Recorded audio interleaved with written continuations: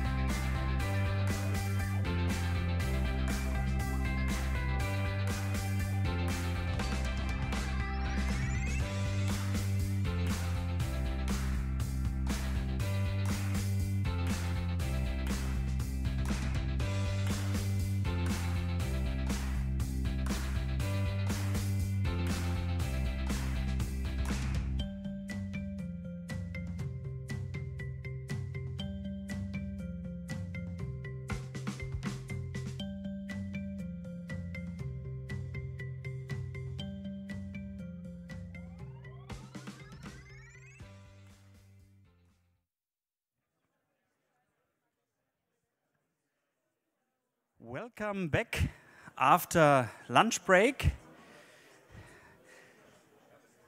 Please be so kind and take your first class seats. If you have booked economy, I think you might also have the chance to take a seat.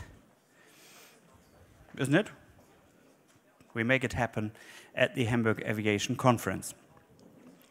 Ladies and gentlemen, when we talk about passenger experience, of course, in our mind is also APEX, the Airline Passenger Experience Association, and we would like to ask a guest moderator to take over for 2 rounds, and responsible for media, for videos, for the magazine you have in front of you, for a daily newsletter, is Marianne Simpson, and she is with us, no wonder, and I would like to hand over the stage to Marianne.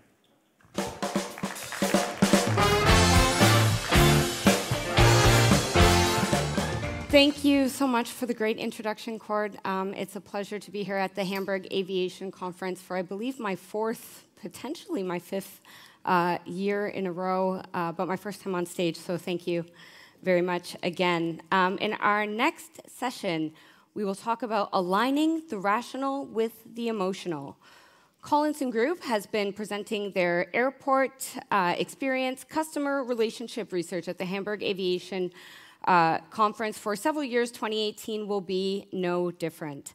This year's research highlights a shift in the way passengers perceive the airport experience, what they really want during this critical time in the air traffic journey.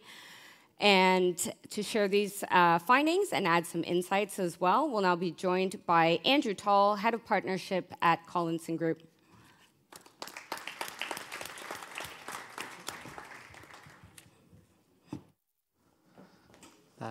Thank you, Marianne, for the introduction, and thank you, Ursula, and all the team for what is already proving to be a very insightful and thought-provoking conference, and I'm sure there's a lot more to come. We've already heard a lot about contextually relevant communication, the right channel, the right message at the right time, and we've heard a lot about millennials. And without giving too much away, those themes may reappear in the next few minutes. But seeing as this is being streamed, I'd like to make my own contextually relevant communication to my sort of millennial teenage son, which is stop watching YouTube, get back to your revision, your physics exam is in 1 hour. So that particular job done, let's get on with the presentation. Over the next 15 minutes or so, I will share some of the insights from our annual research. It's a different face this year, but the research that we've conducted maintains the same themes as we've explored in previous years. And I'll highlight how some of those insights can shape innovative product development and help us all to think future. It's important to note that this is not research for research's sake. What we do is we turn the insight into deliverables, and that goes right to the heart of what Collinson does. We influence customer behavior to drive revenue for our clients and partners worldwide. And I hope that the insights will help you create a stronger relationship with your customers. Collinson is a global company delivering loyalty and benefits for our clients so that they can recognize, reward, protect, and assist their most valuable customers. Our unrivaled mix of products and services is built on our unique understanding of the affluent consumer and frequent traveler. And we work with over 600 banks, both traditional and challenger banks, payment card networks, and over 100 airlines and hotel companies worldwide. So this portfolio enables us to understand the customer. They are at the heart of everything that we do. And the research shows us that the increasingly savvy, choice-rich traveler expects, not just wishes for, but expects brands to understand their particular needs and their particular behaviors. Not only that, but these travelers will respond to digital experiences, which can help them with contextually relevant information. Make sure that they are being communicated to in the right manner. There are a number of data points in a customer's life, and being able to utilize those to build an understanding of them as a person and combine it with some analytical richness, which we also have from running loyalty programs for airlines, hotels, retail, and luxury brands, creates great customer experience and helps deliver that value to clients and partners. So the research, as in previous years, was conducted online in conjunction with SSI, and the focus was the affluent traveler. We covered 7 markets, nearly 3,000 responses from UK, Germany, France, Singapore, Hong Kong, USA, and UAE. The research was conducted in 5 languages, and the focus was on the affluent traveler, frequent traveler. By and large, over 50% of the respondents were what could be considered millennially minded. So those Generation Z, Millennials, Generation X. So just so I can claim to still have some millennial qualification. It's a 50-50 gender split. And the qualifying aspect of it was really around the frequency of travel. So these are people who travel both on business and leisure, typically taking about minimum 5 flights a year. So a really good data set, and one that is comparable to previous years. And as in previous years, we maintain the questions and the themes that we addressed so that we can compare data, understand trends, identify areas of concern, of still concern that we've seen previously, but importantly, investigate potential opportunities. So firstly, in response to the question, what information do you seek before you travel or during your journey to the airport, the 4 needs are consistent with previous years. The desire to understand how to get to and from the airport. To go back to Rachel from 15 Below's point around live delays on road and at airport, understanding how my journey is being impacted. Critically, departure and arrival times and also airport services. Now, this seems very dry information, but it is what customers value. And it's important in amongst all of the noise of digital transformation, omni-channel experiences, platforms, etc., that we don't lose sight of what information is actually valued by the customer. We need to make sure that we deliver that in a way that actually means something to them. So linked to what to communicate is when to communicate. No matter how important or relevant the information is, it has to be delivered at the appropriate time for it to be of value to a customer. The demand for information remains the same. People want to be communicated to from the moment that they book a flight, right way through from day of travel or within 24 hours of travel and at the airport. Even so, a third of respondents still feel that the communications are irrelevant. Now, this is not necessarily to do with the content of the communication. It might well be to do with the time of the communication and that combination of both. Creating that contextualization is really important. So let's consider what the relevancy might be when we think about what is important to customers in the lead up to a trip. Their desires, their wants, their needs, their behaviors will be very different from the moment that they book to a week out, to 24 hours from travel, to being en route to the journey, to actually being at the airport itself. So if you are able to communicate with customers, you need to pick the appropriate communication that is relevant to what they are expecting and wanting. So let's suppose that within 24 hours of travel, the focus is really very much on the practicalities. How do I get there? Will I have enough time? What do I need? Where do I need to go?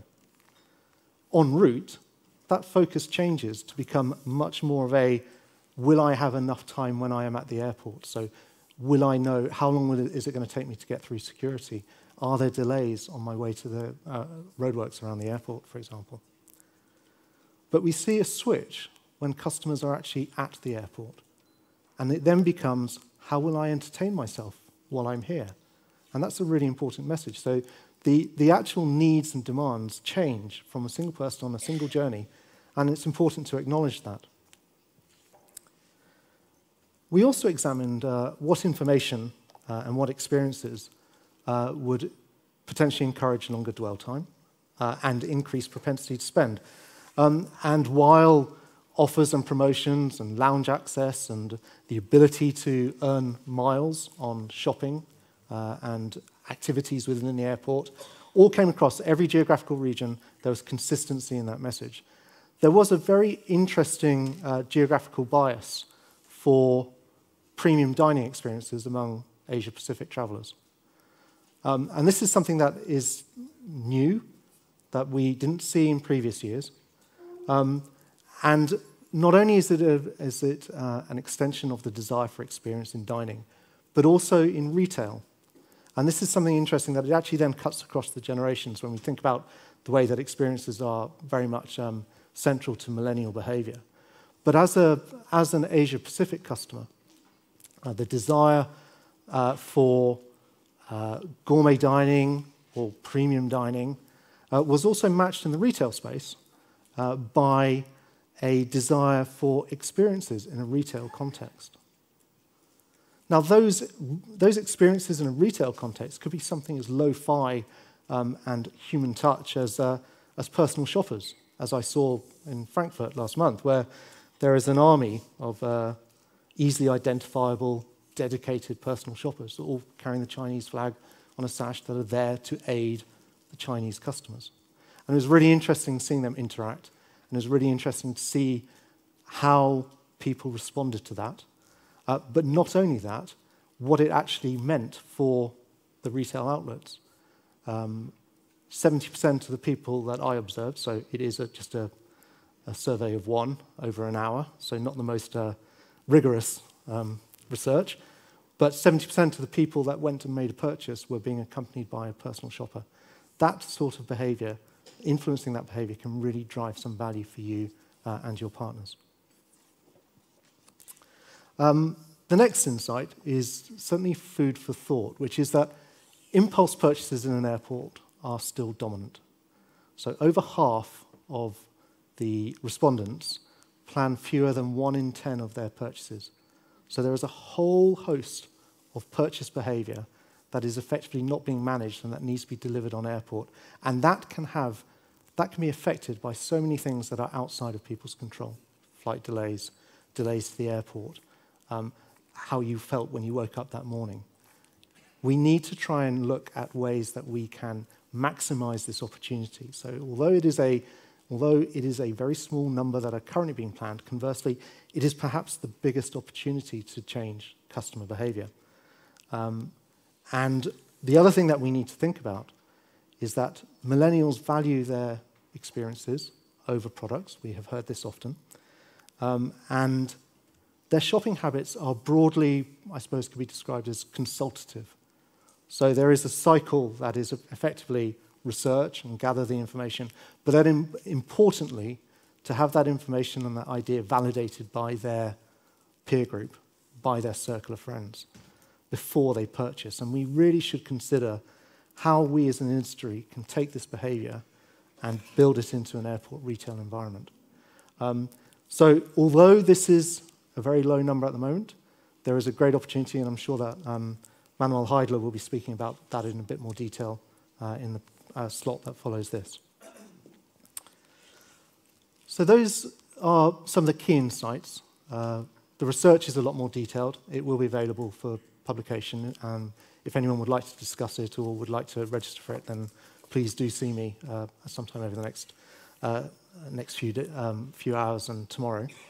But what I'd like to show you is now how we have taken some of those innovations and we have applied them to some product development and to some of our future thinking in terms of how we are going to deliver greater customer experience for our customers and our clients' customers. So the first thing that I'm delighted to share is that last year Collinson launched a new customer-facing proposition for MasterCard called MasterCard Airport Experience. So this is a new customer-facing proposition that is now live in Asia Pacific, Latin America, and North America, and will be coming to Europe sometime this first half of this year, we anticipate. It's a focus on dining and spa experiences, coupled with lounge access and offers that are subject to your status as a MasterCard cardholder. So really driving revenue and engagement for a sector of an audience that is of high net worth, frequent travel, propensity to spend more, and propensity to travel more frequently than the typical cardholder. So the app and web available in multi-languages, so it is absolutely built into the customer experience. And we have over 900 partners outside of lounge. We have 950 lounges and 900 non-lounge partners in the program to date. It's delivered in a digital environment with the recognition mechanic being a digital code, which is surfaced on the app and the web. And even though this is a digital-first delivery and creates a customer experience that is absolutely intrinsic to their normal day-to-day behavior, there are still challenges around recognition. Technology clearly needs to be there to close the loop, to recognize and validate the codes. There are issues around staff training. How do you make sure that staff in 900 stores recognize the brand, the code, and are there to enable it? So we've actually invested in technology that supplants this potentially and underpins it. So the card-linked offer technology is essentially an ability for us to track transactions through relationships with payment service providers, acquiring banks, and the networks themselves. And it relies on a customer registering a payment card and then offers being surfaced to that customer that are directly relevant in terms of their cumulative behavior, in terms of where they are in the journey, in terms of who they are and their previous spend behavior. So this eliminates a whole load of pain points for the customer, for the merchant, and for the issuer or the loyalty program. So if we just think about some of those, merchants no longer need to train staff. The transactions happen automatically. The offer is recognized automatically based on that payment card and the transaction, and the reward is then debited back to the customer. There's no till friction. It works off existing point of sale. It enables targeted offers without staff needing to understand complicated rules or customers needing to interface with staff, because you can, because it's based on transactions, you can effectively say, I only want to reward the customer that spends X or that has performed a certain behavior last month with me, but not this month. So it enables you to adjust the offer and create that flexibility. And for customers, it gives them that reward habit, which is a very important habit to have. It's completely seamless and there's absolutely no friction, but it also enables them to interact with the brands in a much more dynamic fashion. They begin to understand how their behaviors impact their relationship with brands. And from the point of view of the sponsor of the program, be that a card network or a loyalty program, the two use cases apply equally.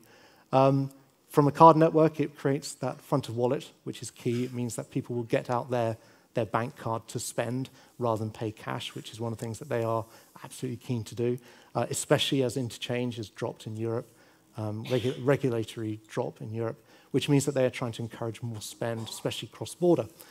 From a loyalty program point of view, it eliminates the need to produce two cards and for any integration.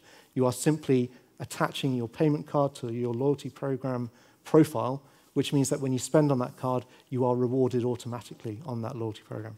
So there is a great opportunity there, and we see this as underpinning some of the potential for delivering offers and promotions and experiences without the need for any, doing it in a digital manner, without the need for any interference and interruption.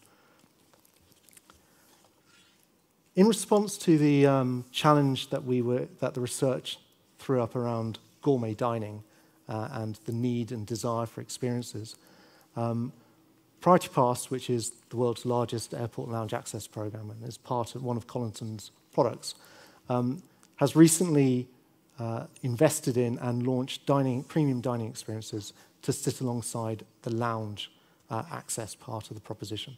So customers now not only have access to over 1,100 airport lounges, but they have access to a growing number of dining experiences. It works based on the same mechanic of entry, so customer friction is zero. They still have the same cues, the same habit, the same reward.